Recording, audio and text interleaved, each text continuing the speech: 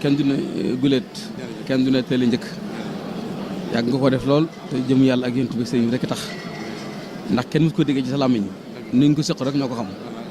ni ñu ko seq rek kon loolu wane na nga yàlla rek tax ke def ko kon nag sëñ Tuubaa mi ngi ko seqate nga di ko yàlla na la féete fépp yàlla na la féete fépp yàlla na la féete fépp yàlla sa kanam yàlla sa gannaaw fi nga jubloo ak fi nga bëgg ak yaa ko xam yàlla nga fa àggal tabul am men ndog bëgg sëñ Tuubaa ñun nag sant ak ñaan rek lañ man waaye nag sama mi tax ngay def lañ lay bàyyal kon ñu ngi sant bu baax di gërëm sant mbooloo bokk yi nga àndal ndax ku ne xam ne def nga lu baax yéen a ngi ñëpp lu baax moo tax bi nga jógee nga ànd ak sa bokk yëpp ngir ñu seedal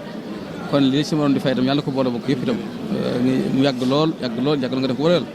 ak sëñ Tuubaa nga xam daal boo na gisee ak boo na gis lépp ñu ngi sant ñu ngi ñaan ñu ngi yaakaar ne incha allah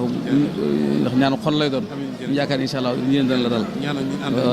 waaw incha allahu taala jërëjëf Mbacke jazakallahu xeer jërëjëf